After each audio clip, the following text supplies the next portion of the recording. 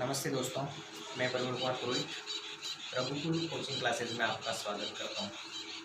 ऐसे ही आप हमारे साथ में बने रहिए और नई नई वीडियो को देखने के लिए चैनल को सब्सक्राइब करें, शेयर करें, लाइक करें और बेल आइकन को दबाइए, जिससे आपको नए नए जो भी वीडियो आ रहे हैं, जो भी अपनी क्लासें लगेगी, संपूर्ण क्लासों की इन्फॉर्मेशन आपको मिलती रहेगी। समय समय पर संपूर्ण क्लासेज आपको मिलती रहेगी। ठीक है।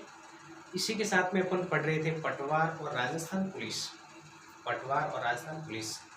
का औसत वाला टॉपिक, मैथ का टॉपिक अपन पढ़ रहे थे औसत। ठीक है। और उसमें एक क्लास अपन ले चुके हैं। आज अपन उसके आगे अध्ययन करेंगे उसका। ठीक है। औसत अब अपने पास में देखिए सुनहरा अवसर है। ऐसे भी देखा जाए तो पटवार और राजस्थान पुलिस की मई में एग्जाम होने वाली थी। ठीक है। लेकिन कोरोना की वजह से जो एक महामारी है, विश्व के ऊपर संकट है। ठीक है। इसकी वजह से अपने क्या हुआ, इसको पोस्टपोन कर दिया गया है। ठीक है, एग्ज़ाम को। तो आपको कोरोना का एक फ़ायदा भी मिल रहा है। ऐसे तो नुकसान ही है, आर्थिक स्थिति से अपन सामाजिक रूप से प्रत्येक तौर तरीके से हर दिशा से अपन क्या कर रहे हैं, बैक जा रहे हैं। लेकिन इसमें आप ये तो जा रहे हैं, इसमें तो कोई रोक नहीं सकता, लेकिन अपने प्रयासों से इसको रोक तो सकते हैं। लेकिन जो भी अपने ये अवकाश मिल रहे हैं कोरोना की वजह से, जो भी अपने स्टे चालू है और उस स्टे में अपने को जो समय मिल रहा है, उस समय का सदुपयोग करें। घर पे बैठे अपने क्या करना है, समय का सदुपयोग करना है। और समय का सदुपयोग करते हुए अपने क्या हो जाएगा, तैयारी करते रहिए। अपन को टाइम मिला, ये बहुत बड़ा बेनिफिट है, सुनहरा अवसर है। ठीक है। इसीलिए कंटिन्यू लगे रहिए। अब देखिए औसत में अपन ने पढ़ा था, सामान्य तो अपन ने पढ़ लिया था। इसके बाद में आज थोड़ा सा अपन इम्पोर्टेंट पढ़ेंगे। देखिए औसत अपन ज्ञात करेंगे। तो औसत में देखिए प्राकृत संख्या होती है। औसत में प्राकृत संख्या का औसत भी कभी एक बार पूछ सकता है। पूर्ण संख्या का औसत भी पूछ सकता है। सम संख्या, विषम संख्या, फिर इसके बाद में समांतर श्रेणी के उसका भी औसत पूछ सकता है। किसी संख्या का गुणज का भी औसत पूछ सकता है। ठीक है। कई प्रकार के औसत अपन को पूछ सकता है। इसमें से आपको कोई न कोई शब्द तो मिलेगा उस प्रश्न में। या तो पूछेगा कि प्रथम 50 प्राकृत संख्याओं का औसत ज्ञात करो, या फिर 50 तक की प्राकृत संख्या का औसत ज्ञात करो। कोई भी इसमें से प्रश्न आ सकता है। अपने और कैसे प्रश्न बढ़ेंगे उसके बारे में आपको समझा दिया जाएगा, चाहे कोई भी हो। देखिए प्राकृत संख्या आपको पता है कि 1 से स्टार्ट होती है। ठीक है, 1 से स्टार्ट होती है और अनंत तक जाती है। ठीक है। इसके साथ में कोई परिभाषा भी कर रहे हैं कि प्राकृत संख्या किसे कहते हैं, वह संख्या जो 1 से शुरू होकर अनंत तक जाती है, उसे क्या बोलते हैं अपन, प्राकृत संख्या कहते हैं। पूर्ण संख्या होती है वो 0 से स्टार्ट होती है और अनंत तक जाएगी। पूर्ण संख्या है वो 0 से शुरू होकर अनंत तक जाएगी। फिर इसके बाद सम संख्या 2, 4, 6 और ऐसे ये सम संख्या में आ जाएगा। विषम संख्या में 1, 3, 5 और अनंत तक ये विषम संख्या में आ जाएगा। समांतर में जैसे कि देखिए 7, 9, 11, 13 समांतर का होता है। इन सभी के मध्य अंतर क्या होता है, समान होता है। ऐसी कोई श्रेणी आ जाए तो समांतर श्रेणी हो जाएगी। और गुणज में जैसे कि 7 का गुणज 7 दूनी 14, 7 की 21, 7 चौके 28। ये जैसे कि आपके गुणज का अर्थ है किसी भी संख्या का पहाड़ा आप कह सकते हो। ठीक है, किसी भी संख्या का पहाड़ा कह सकते हो, तो उसको गुणज अपन बोलेंगे। जैसे कि 7 का गुणज है तो 7 का पहाड़ा। इसी प्रकार अगर इनमें से कोई भी प्रश्न बने, इनमें से कोई भी आपके प्रश्न बने, तो इसमें आपके जैसे कि आपको कह दिया जाए कि 50 तक की, या फिर आपको कह दिया जाए प्रथम 50 प्राकृत संख्याओं का औसत ज्ञात करो।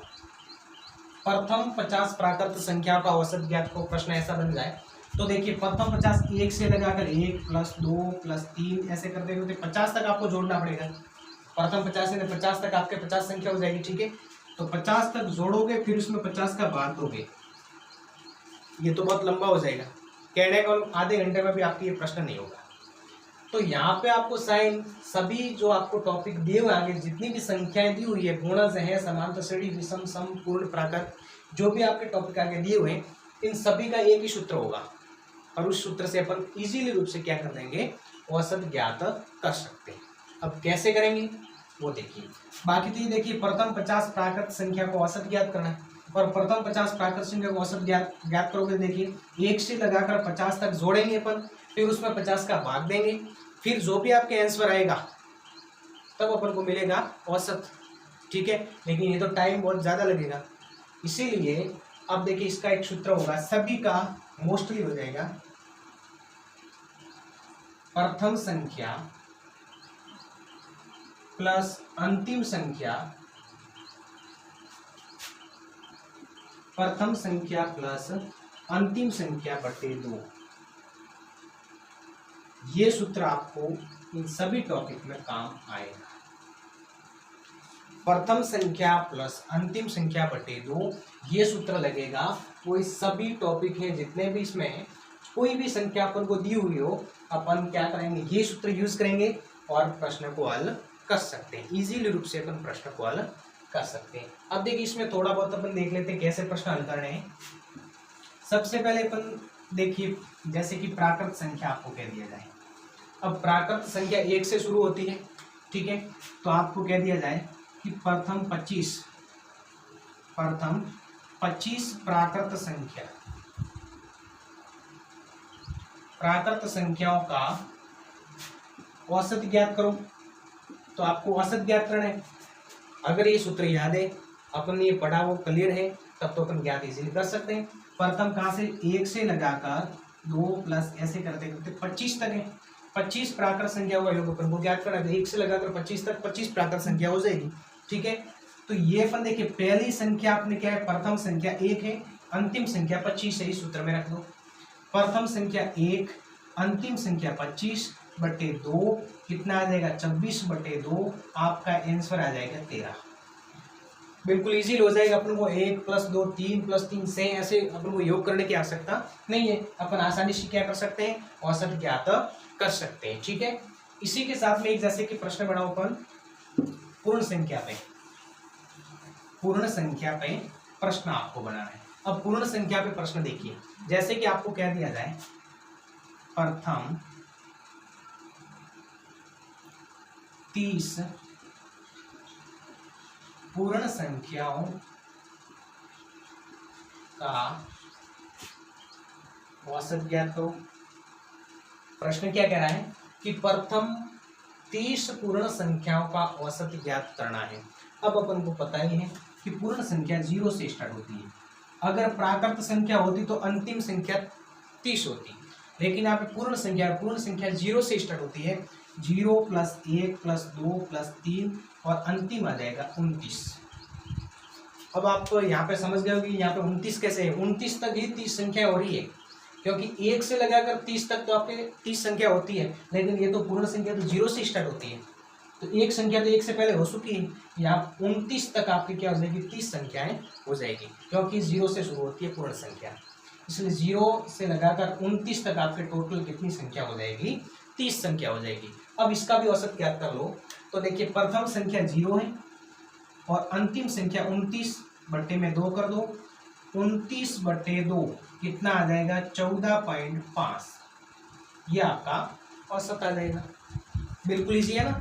यहाँ पे थोड़ा सा ध्यान देना है अपन, पूर्ण संख्या है तो 0 से शुरू होगी, तो जैसे कि प्रथम 30 पूछा अपन को, तो प्रथम 30 पूछा तो आपको क्या करना है, 0 से लगाकर 29 तक ये 30 संख्याएं हो जाएगी, प्रथम 30 संख्या है, और इसका औसत अपन ज्ञात करेंगे। तो प्रथम संख्या 0 और अंतिम संख्या कितनी है, 29, तो 0 और 29 को जोड़ो अपन ने, 29 बटे 2 यानी कितना आ जाएगा, 14.5। ये क्या, ये प्रश्न प्रथम 30 तक या फिर आपको कह दिया जाए 30 तक पूर्ण संख्याओं का औसत, 30 तक पूर्ण संख्याओं का औसत ज्ञात करना अपन को। अब देखिए यहाँ पर 30 तक पूर्ण संख्या का औसत ज्ञात करना है। प्रश्न ने पहले क्या कहा था अपन को कि प्रथम 30 पूर्ण संख्या, तब तो अपन ने 0 से लगाकर 29 तक 30 संख्या कर दी। लेकिन अब क्या कह रहा है कि 30 तक पूर्ण संख्या, यानी अपन को 30 तक जाना है, जितने भी 30 तक पूर्ण संख्या है उस सभी का औसत को ज्ञात करना है। तो देखिए कहाँ से स्टार्ट होती है, 0 से, फिर 1, फिर 2, ऐसे करते करते 30 तक अपन को ज्ञात करना है। प्रश्न क्या कह रहा है 30 तक, तो 30 भी साथ में आ जाएगा। ठीक है, पहले अपन को क्या कह रहा था कि प्रथम 30, तो प्रथम 30 तो 0 से लगाकर 29 तक प्रथम 30 संख्या हो जाएगी, और ये कह रहा है कि 30 तक अपन को क्या करना है, औसत ज्ञात करना है। तो देखिए प्रथम संख्या 0, अंतिम संख्या 30/2, यानी 30/2 कितना आंसर आ जाएगा आपके 15 औसत आ जाएगा। ऐसा लगता है कि आपको लगभग समझ में आ गया होगा। इसी के साथ में अपन अगले वाले टॉपिक सम संख्या, विषम संख्या, समांतर श्रेणी, गुणज, इसके बारे में जैसे जैसे प्रश्न बढ़ेंगे वो प्रश्न आपको अगली क्लास में बता दिया जाएगा। इसी के साथ में आज की क्लास यहीं पे विराम कर देते हैं। ठीक है, आपका स्वयं का और अपने परिवार का ध्यान रखें। वापस कल मिलते हैं अपन। धन्यवाद।